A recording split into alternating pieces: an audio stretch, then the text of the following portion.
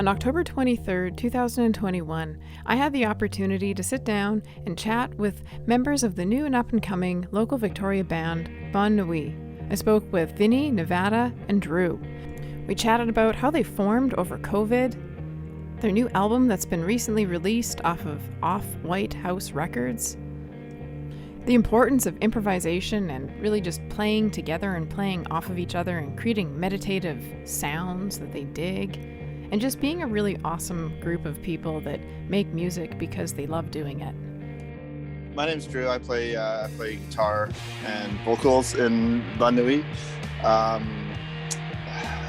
favorite color is a really dark velvety blue. Yeah, I like puppy dogs. So I'm Viny. I play bass and do vocals as well. I would say my favorite color is also kind of very dark blue. Yeah, my name's Niddah.Nadda, and I play drums in Bonnuit. And I do wear a lot of black t-shirts, black jeans, but I wouldn't say, yes, black socks, today especially. And I like penguins, and yeah. You didn't mention your favorite animal. Yeah, you need to do that. That's important. Cat. What a wonderful collection of like-minded individuals. How did you all get together? How did this happen? What made this happen? I met Drue through a common friends here in Victoria, and kind of realized we have very similar taste in music, and we were both, out of band, kind of working on like being alone and writing stuff, and we're like, wow, maybe let's just try to get together and see what we come up with. And so we started to do that in Drue's small bedroom at the time, and once a week we met up and writing song, and it was pretty fun. Very quickly we had a good chemistry, and it felt very easy to write together. And that was kind of on and off for a few months, and after, like, I was thinking it was in August 2020. Yeah, 2020. We're like, okay, maybe it's time to like put some drums and see how it sounds, and we asked Niddah.Nadda to come for like a little test day to see, just for us to hear the music with drums, and we're like, oh, that sounds pretty good, and it was actually a pretty good fit right off the bat. We're like, oh, let's do another one, and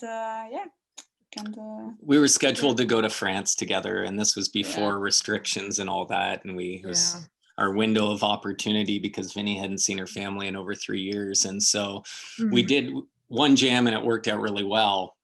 And I think we were all very eager to try one more just before. Yeah, we just did one just before. I think that's kind of sparked it. And from that, it really grew quickly. I mean, within 2-3 months, and we had already made plans. We were in the studio recording our EP with Colin Stewart at the Hive. So it was, a very short time period, but we all had a goal, and we were just riding the energy from it, So. Yeah. Even quicker than that, or even like in a shorter timeline of that, in those two practices that we had right off the bat with Niddah.Nadda, like Viny and I, like Viny was bringing these really amazing, beautiful songs and bass riffs and stuff like that. And then my guitar style is a very improv style guitar. So I was sort of laying noise soundtracks over top of Viny's bass. But they were kind of their rough sketches. And then once Niddah.Nadda came in, I think over those two practices, we nailed down about 4 or 5 songs, which is more or less the EP. In fact, we dropped, going through some early videos of us, we dropped 3 songs. So we wrote really quickly within those 2 practices, and then they took off to France. And once they got back, it was full steam ahead to the recording in January. Maybe we should revisit those 3 ideas. I forgot. Yeah. We have a whole album. Yeah, no, there's one that's really good. It ends up being really close to Gentle Soul. So I think we dropped it because the rhythms were kind of close to Gentle Soul, but it's something that we could definitely we'll discuss this tomorrow at band practice. Executive meeting will be taking place later this week, and those decisions will be made then. But I'm glad to be able to hear about this background and even potentially stir the pot a bit about these previous 3 tracks. But that was really wild. I had gotten the impression that you guys had, essentially come together during COVID, which is kind of like that's strenuous, like to begin with.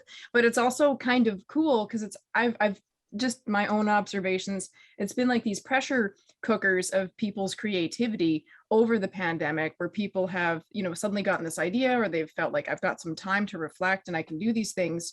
But it's not often that you get a group of 3 people that can all be on the same wavelength to say, hey, let's do this.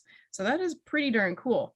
Would you say that COVID kind of like did play a role in this whole thing, or was this already just in well, it was, it can make the thing easy for us, like not the pressure, like, oh, we have to play a show right away. Like we're like, okay, we have plenty of time to write things, and like, there's no much we could have done. You could really go out to go see shows or whatever. So that was our main kind of activity at a time of restrictions. I mean, we didn't have options, and I think with being only 2 households, it allowed for Drue, Viny, and myself to really embrace those 3 hours once a week to get together and really focus channel our energy towards the music that we wanted to make and express some of those emotions and how we were feeling at the time. It wasn't pleasant for everybody, but being only 2 households, we didn't feel like we were breaching any regulations. We were being safe and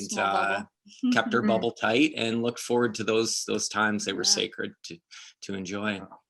Yeah, I mean, Drue, you can comment on that a little bit further. But what I found with the lockdown is that I, like, previous to the lockdown, I'd gone through like a rough phase in my life where alcohol had taken like a big toll on me, and so the lockdown really sort of forced me to look inwards. And so a lot of the lyrics and the guitar bits are all like little snippets of my little windows into my own mental health, and like how I was processing them coming through the first, say, 4 months of COVID, and just my frustration with like US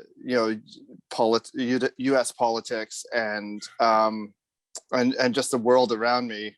But then also, like, I was really wanting for the vocals to be very a positive mental exploration, and so COVID absolutely had was instrumental in allowing me to like look inside and start to like get a little bit deeper, because my last band was this band called Naps, and great songs, but my lyrics were so surface level that I never felt great about them.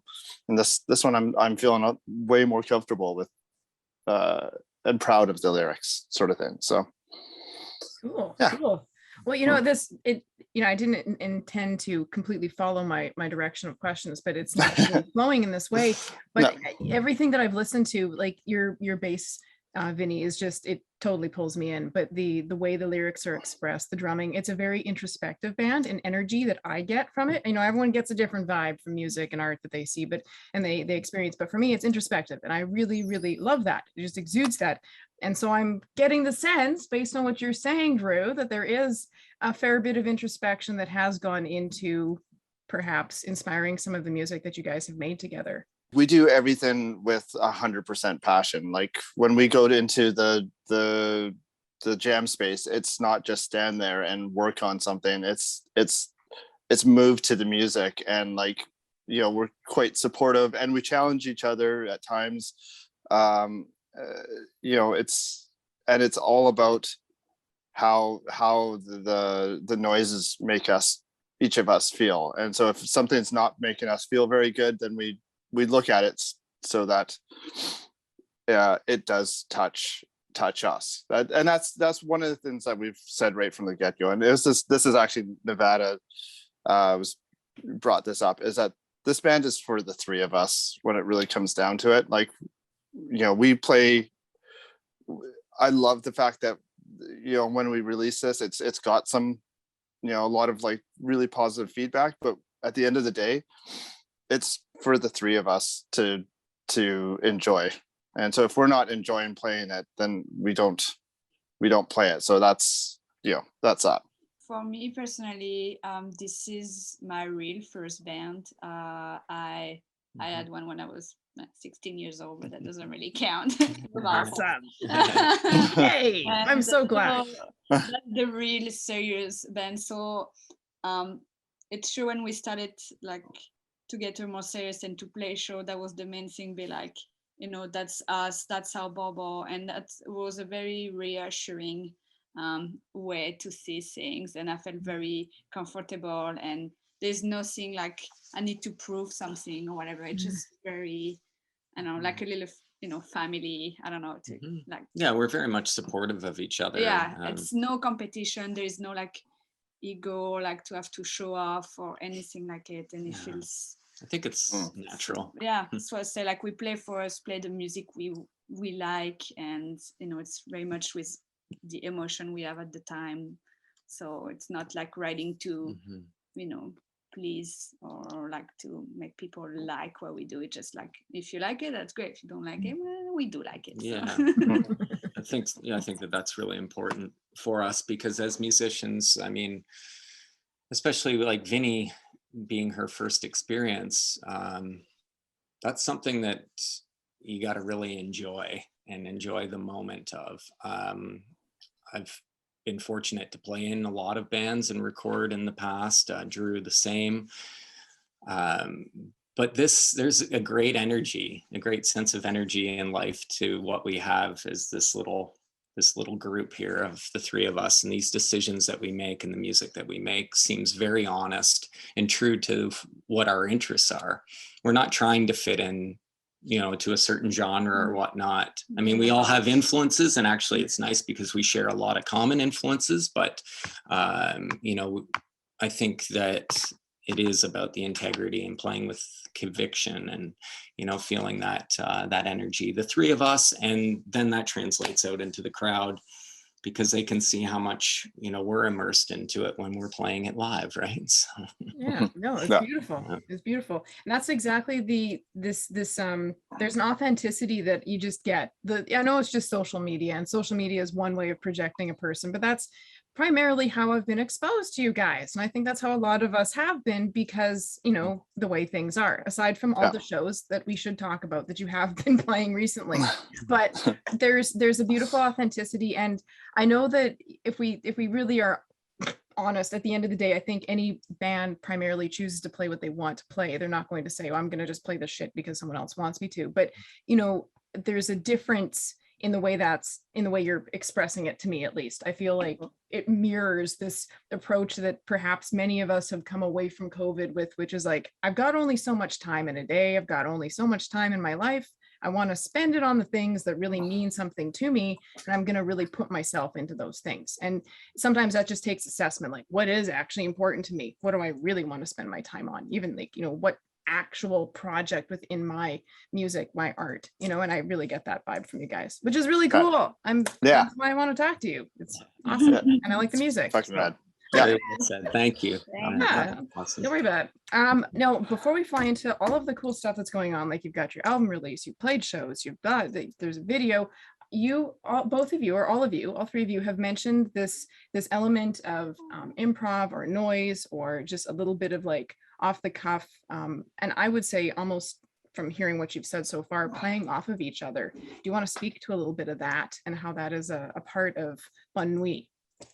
Yeah. I think I said that. I mean, if you look at the EP, I think three of the songs are close to 4 or 5 minutes in length. So there's a lot of instrumental elements to it, but I don't know. Take it away, Drue. You might want to comment on that?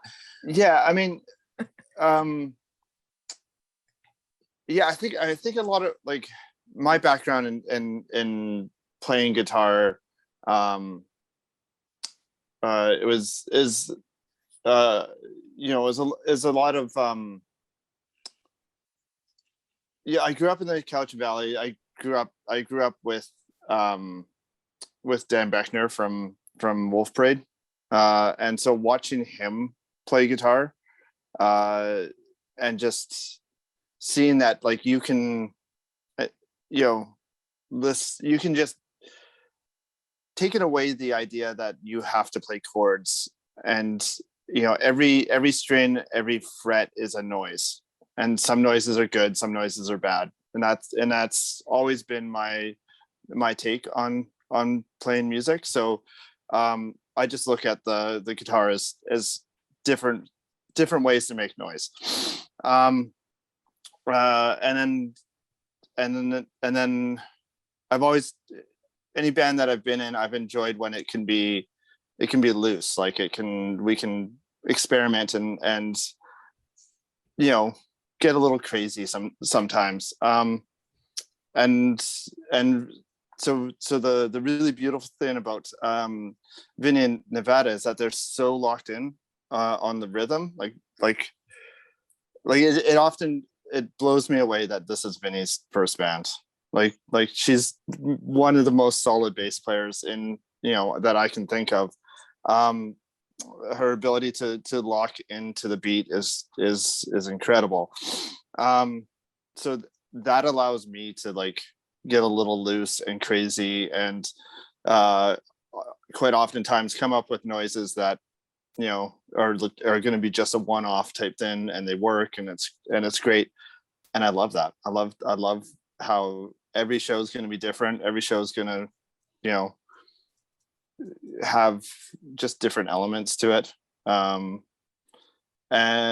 yeah, I mean, in writing, we don't, like I said, sort of off the top, is that we had loose sketches of songs, and we always bring in a loose sketch of a song, and then we just jam it out until it makes sense.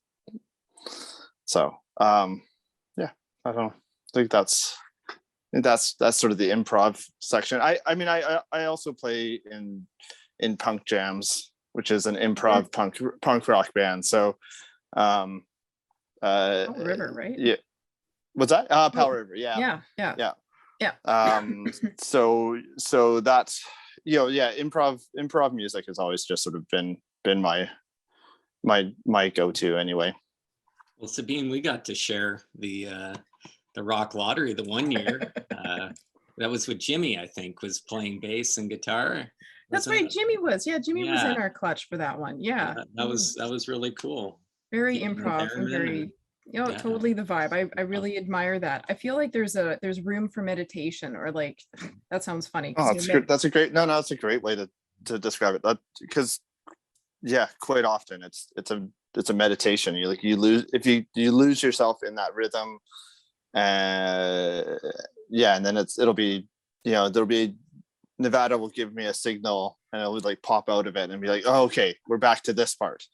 So that's beautiful. Yeah, I think that, you know, the power of having a rhythm, a consistent one that's meditative, enables you to get into this headspace that facilitates introspection, facilitates this different level of thinking that, you know, you can be put into, and that really is something that's going on here. And I just do want to comment, I didn't want to sound cheesy, but yeah, Viny, I didn't think that this was your first project. I thought this was like, you know, everyone was a seasoned musician here, and, you know, like, this is just another cool project, and all of you just decided we're going to do this because this is what we want, right? And if I'm not mistaken too, just to like blow more smoke up Viny's rear, is that most of the on the 5-song EP, if I'm not mistaken, most of those are her first take on the recording. She didn't have any, you know, major blowouts on the recording. Like the recording went really quick, and we more or less took like the first run on each of the recordings. So yeah, they are. I will well- pull a little more smoke up Oh my Vinny's here gosh. because I went away to China and I bought Viny a bass and came back 3 months later, and she had all these song ideas, and clearly she'd been practicing every day. And her and Drue, you know, once they started, you know, working on tunes, I was like, it's really good, you know. And then you know, months later, it was nice for me to finally get a chance to contribute a little bit and to collaborate with them. But yeah, you know, we refine everything. And I think a lot of even though like there's only 5 songs on this record, for our first show, we had 9 songs ready. We're constantly writing, but we also do focus on what is best for the song and work diligently on those ideas to refine them so that they, you know, sound the best to their potential, I guess, you know. That's cool. Yeah, so. No, you guys are a really rad trio. I really love what's going on here, and it's a good vibe. And also, it's just after a certain point, you know, you can be a lazy DJ like me, and you can just say, "Well, I'm just gonna play the stuff that I like. I'll try and be as diverse as possible, but you know, I'll just go for the stuff that I like." And this is the stuff that I like to flick on when I'm reading, or you know, when I'm working on things. It works for that. Cool. Yeah. So yeah, but no, you guys have been busy, and I just do want to, because I know that Niddah, you know the dude, but the video that came out, and the video, you correct me on my timeline here, because you know time it's a construct, but I remember but you guys are going to know the better lineup. The video I remember popping up, and it came out, of course, before the album did, but you also were playing a few shows around about that time. But why don't we start with the video, because the video is very dramatic, and I really love it was a great presentation of just the bass, the rhythm, the sounds, you guys, and just the visuals. It was cool. Let's go there. It came up on we released it in September 5th, which was our anniversary for year anniversary of the band. That's why we released it on that day. So that was very important for us. It was like, you know, a gift. Yeah, celebrate, you know, a year being, you know, playing music all together and having our first video. So yeah, that's Justis used to play in a band called Single Mothers, and my old band Skag Barons used to play with those guys back when they were starting out in London, Ontario. And I got to know Justis a bit through friends, but then had commissioned him to do some work for my solo project. And when we started getting these sounds together from Colin, I just realized like Give It the Night deserved an amazing video. And I couldn't think of anybody better than Justis to try to, you know, bring in a visual element to that collaboration, to take it to a new height in a different way visually. I Make Music Videos is his production company. And yeah, Justis does some phenomenal work. So check him out. Justis. Sorry, Niddah, but I was going to say we also just gave him free reign. We didn't give him a lot of direction. Nice. You know, I didn't like with the lyrics are the lyrics for that one are actually my, you know, that's just sort of inner voice when you're going through the mental breakdown. Just like try, you know, knowing that somewhere down the road there's, you know, right now you're dealing with, you know, freedom or loneliness, but somewhere down the road there's freedom. Yeah. We didn't give him any of that, and he nailed it. Like just the visuals were just absolutely there, especially in the spoken word part when it's just a close up of the eye, and I was like, oh yeah, no, that's what I was thinking, and you know how that worked out. So yeah, he did a great job. Originally, we had done some live footage to put in with the video idea up from our jam space, just in case. But he had this vision for it after really enjoying the song. And, you know, it was an easy decision to say, hey, just roll with it. Don't worry about the footage. There'll be plenty of time for live footage. You know, stick to the creative direction and, you know, make this a beautiful work of art, right? So It was quite interesting for us actually. We've been very curious to see how our music could influence artistically. You know, like be like, here's the music, just listen to it, and depending on the way you feel, and you know, it was quite interesting to see that the idea that came through. Yeah, for I sure. think that's actually one of my favorite things is seeing the way, because you're having two different artists collaborate. I'm sorry, I always call musicians artists because you're sound artists, right? But you have two different, absolutely. coming together, and it is really, really cool when you have that. Either, you base your music on visuals, or the visuals are based strictly on the music, and it's this other interpretation. So it's so cool when that happens. But that alignment was really groovy with the way Justis handled it. I had to immediately go and follow the guy on Instagram, even though he's like got a private Instagram account. So I was like, you're a genius, this is cool, I love it. Yeah. Nice guy too. Like it's so good. It's a pleasure to work with wonderful people. Yeah, right? and that's such a great way to kick off that song, and that is a really powerful song. And I don't mean to go on about myself in this, but my experience when I heard it that night, I was having an interesting evening, and I was thinking about different things, as I'm sure many of us do, and it was just like, oh wow, what a poignant thing to be hearing right now, and an incredible visual accompaniment to really get me to think out something, right? And so Cool. yeah, really. That's amazing. Thank you for sharing that. That's fantastic. It was alignment. Oh, synergy, right? What is it? Kismet. So it all worked out perfectly. Okay, so the video, Forgive It the Night, that's like the precursor teaser single to the release of the actual album that's currently out right now. But didn't you guys play shortly after the video was released, or how did that work? When was your first show in person, actually? Because that's like a big deal at this point. Like, that's a weird experience in itself. Yeah, so June 25th. June 25th. I'm out of the loop, I'm sorry. Oh yeah, no, I'd been chatting with the Victoria Event Center right off the get-go, and then I kept on sort of watching the updates, and the minute that it sounded like we were going to get loosening of restrictions, I was on Chris at the Victoria Event Center being like, we want to be your first band in there, and he was like, great, here's a Friday, probably Saturday, I can't remember what day it was. Anyway, here's a weekend date, go for it. And we had, I don't think we even had a doubt on who we were going to ask. High Arctic are just super good buddies of ours, so that was our first show. And then right after on September 24th, we did a sort of local tape release. The release sort of came in stages, because we did that video, and then we did a local tape release at the Phoenix with Dog Indiana and Standard Issue Pleasure Model. That's right, yeah. And then I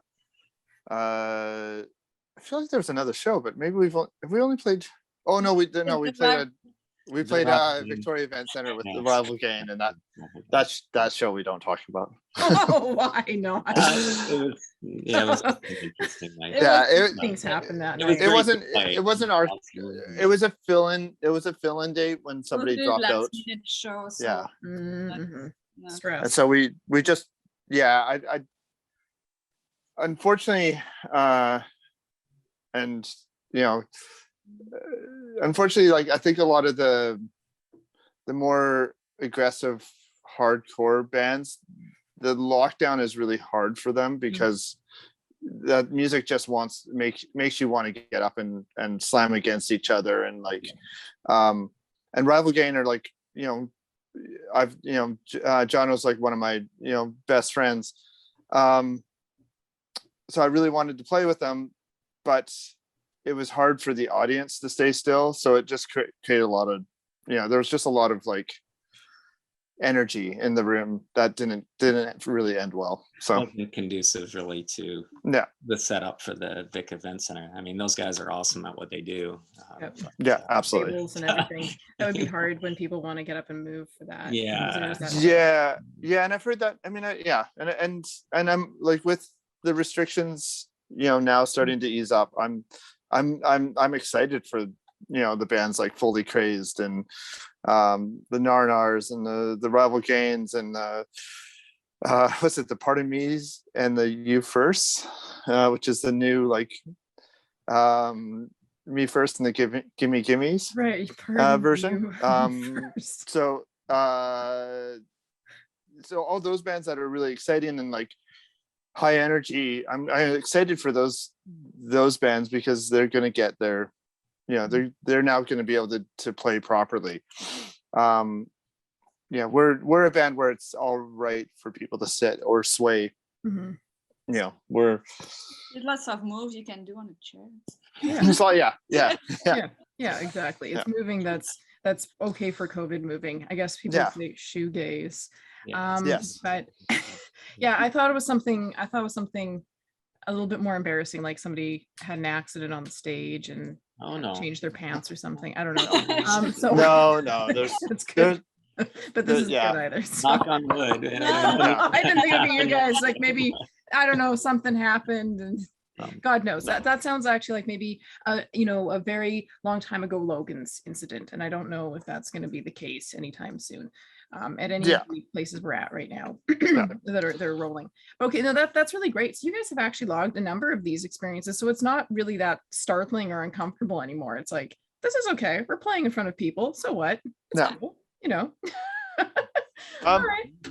Yeah, I mean, to get a little like artsy on it, I think I would I'd be worried if I wasn't afraid and nervous, if I was comfortable getting up in front of people, then I don't know if I would have a good show. I kind of need that energy, and I think all three of us are very much like that. Like the nervous energy gets you through the set. So yeah, I hope it never does get to the point where I'm comfortable with it. I like to be a little more comfortable for me.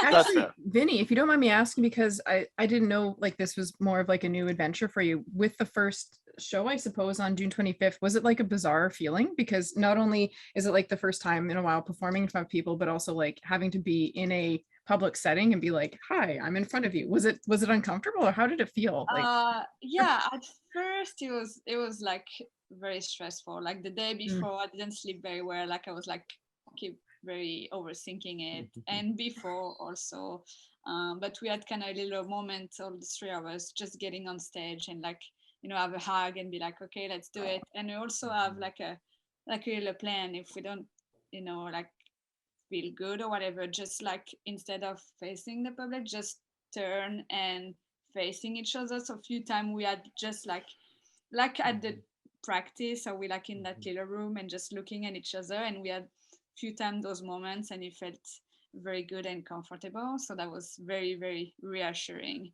And when it was done, I was like, that's over. It went like 2 minutes in my head. I was like, that's over. And after, I was so excited, I wanted to do it again. I was like, again, I want to do it again. Yay. That's spectacular. Absolutely spectacular. I love it. You guys are an awesome group. Really love the way you work together and just the vibe. It's awesome.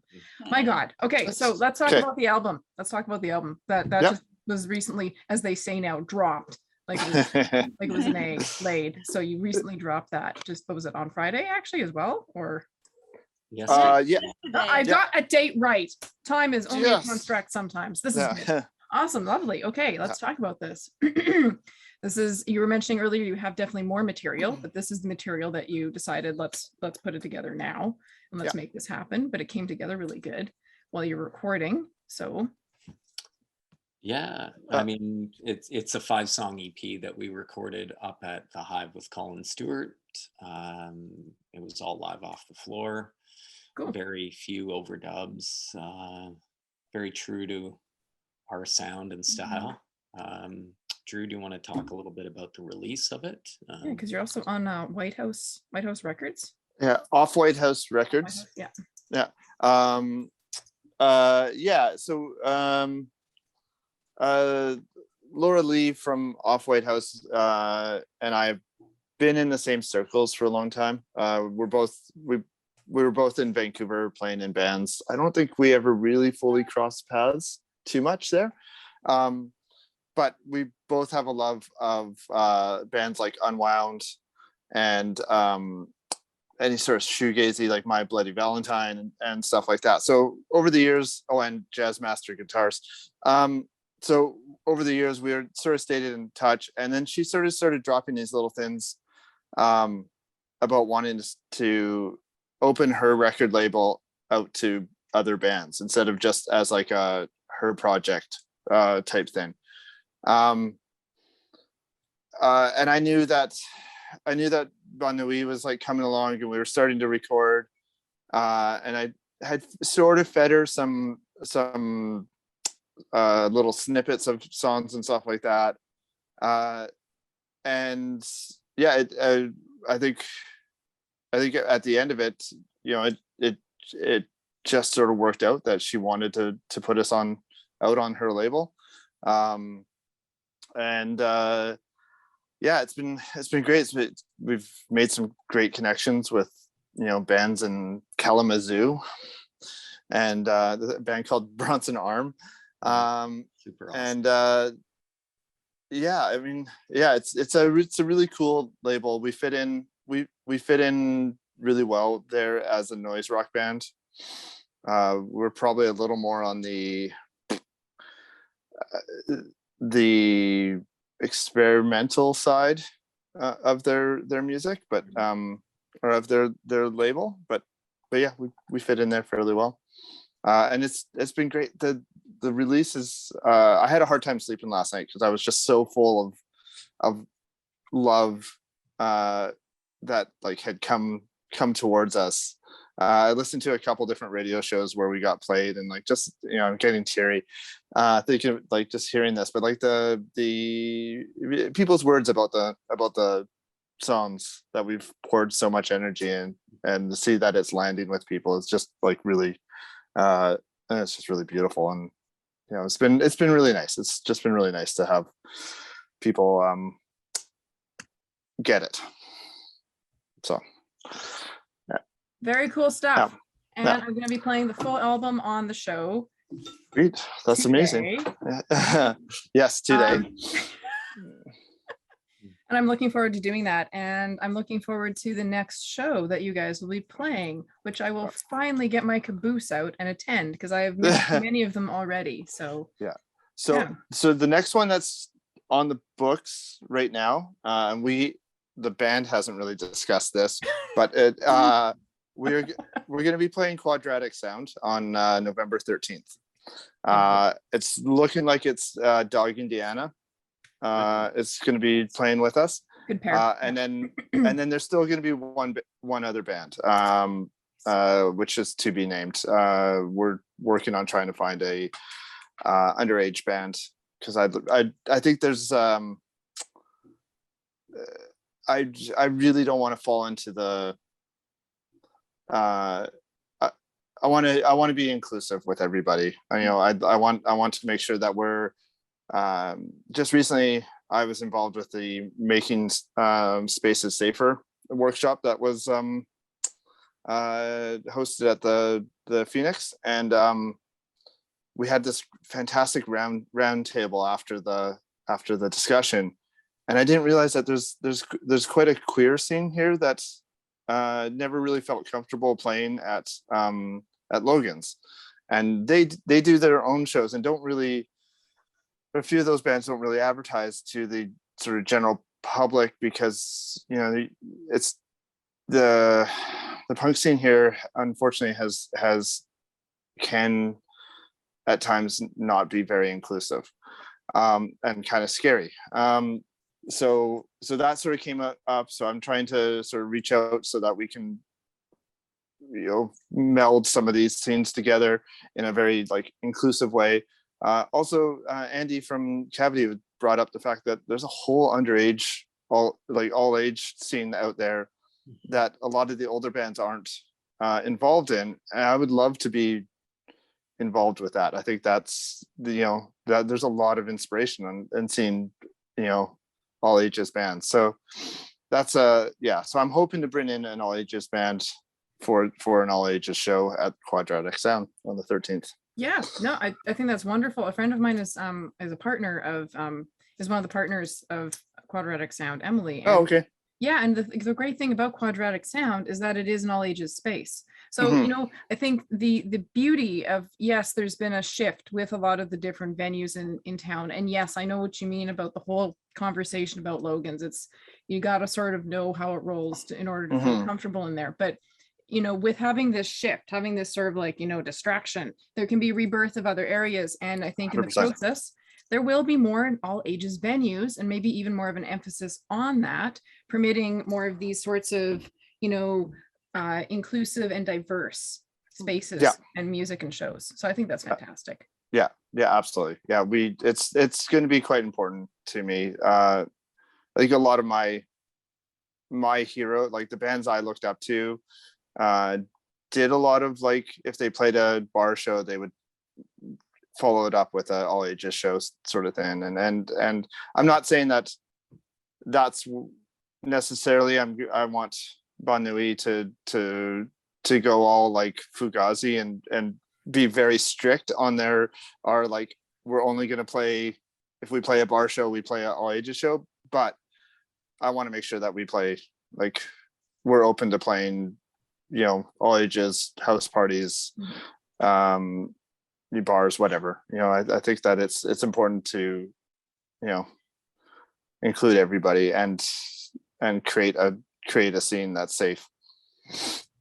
I had no problems having two massive X's on my hand or on my arms when I was younger, going into a bar and just so that I could see a band. I mean, like, that was the beauty of being, at that age, but being allowed to go in and check out the music that you love. And why shouldn't you be able to? That was, speaking of the VEC, it was really nice, actually, our first show having that. Having all ages being allowed to it, and seeing some younger faces there. And it's inspirational for us too, to play with younger bands, to see what's happening, because I mean, yeah, the old horse. Oh yeah, old horses. Yeah, can get set in my ways of rock and roll. But no, but I'm definitely always intrigued to see what new musicians are doing and how creative the young minds are. Very cool, and to be a part of that scene. They should be. They got a lot to contribute. So. True. And only thing I'll mention on this that just comes to mind is the idea that so much of music is associated with bar culture, and it doesn't have to be that way. People create their music and they don't create it in a bar. Even my funny stuff that I do in the basement, I'm not in a bar, I'm doing it in my basement. It's like my creative space. So music doesn't have to always be associated with 100% the bar culture and drinking. People have different needs, and maybe there are different levels of recovery, and being in an all ages space is really helpful. So there's so many opportunities and so many different inclusion aspects of doing that. Absolutely. Oh, 100%. This is great. I'm looking forward to the future releases that are coming out, and especially knowing that there's those 3 phantom songs that need to be added to the 5 that are currently recorded. So I'm excited. Thank you all for joining me. This has been wonderful chatting. That's amazing. That's great. I'm super jazzed on you reaching out and like being stoked to like talk to us. Always. I hope you guys have a wonderful afternoon, and this has been wonderful. Awesome. That's great. Thank you. Take care. Bye. Thank you so much.